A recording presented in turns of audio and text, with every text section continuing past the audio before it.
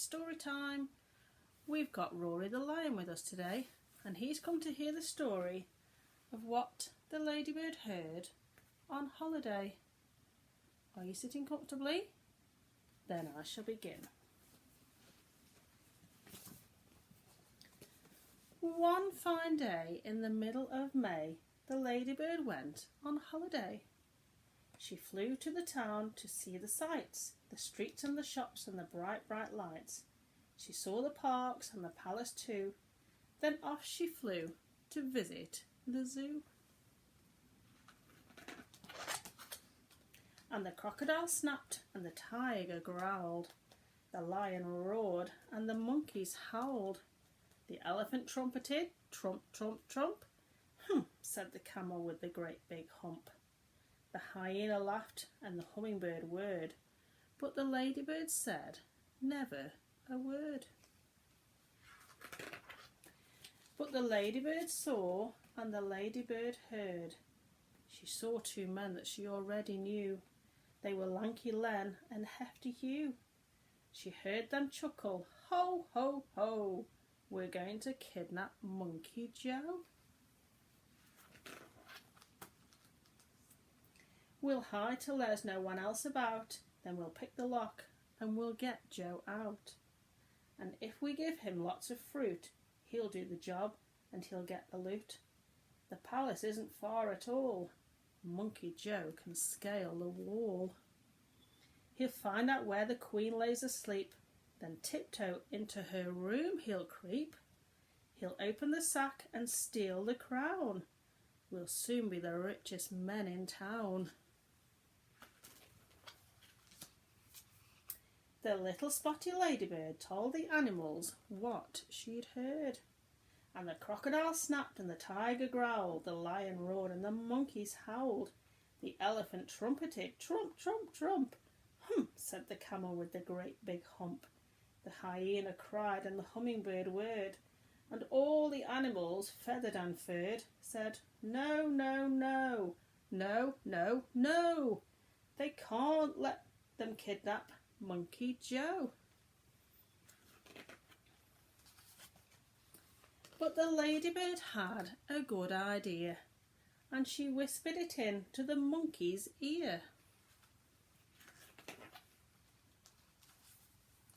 Then straight away the ladybird flew to the palace and had a word with the queen's two corgis, Willow and Holly, and one said gosh and the other said golly.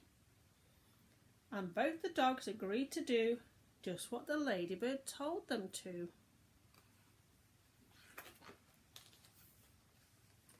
At dead of night the two bad men, Hefty Hugh and Lanky Len, checked there was no one else about. Then they picked the lock and got Joe out.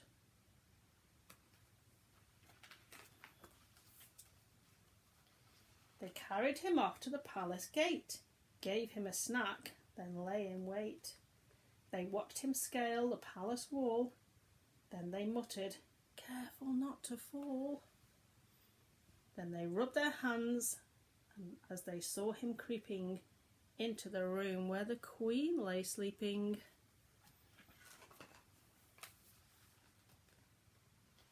Corgi Holly and Corgi Willow, who lay each side of the queen's soft pillow, were wide awake, and they said to Joe, come on, monkey, off we go. They led the way while the queen still slept, and they showed young Joe where the bones were kept.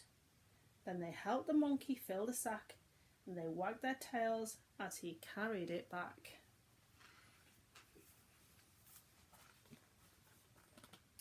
The two thieves yelled, hip hip hooray! But now let's make our getaway. They carried the sack to a nice quiet park where only sounds were a distant bark. They found a bench and both sat down, and Hugh said, time to see the crown. I just can't wait, said Lanky Len. They opened up the sack, but then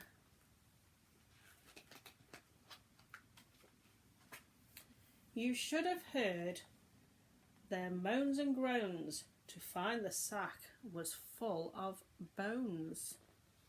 Just then a dog came bounding up, and Hugh said, "Shoo, you greedy pup."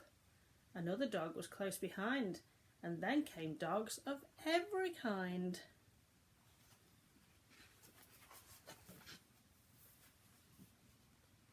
A lurcher and a Labrador, a peak, a pug, and more.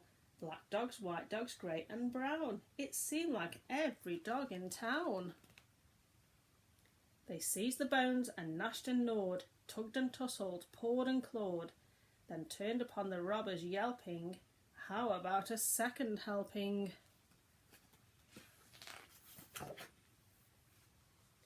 The thieves took off with leaps and bounds, pursued by all the hungry hounds, while the monkey ran and the ladybird flew, with never a stop till they reached the zoo. Then the crocodile grinned and the tiger pranced, the lion leapt and the monkeys danced, the elephant trumpeted, trump, trump, trump. "Hooray!" said the camel with the great big hump. The hyena laughed and the hummingbird whirred, but the ladybird said never a word. The end. Hope you've enjoyed that story today. See you next time.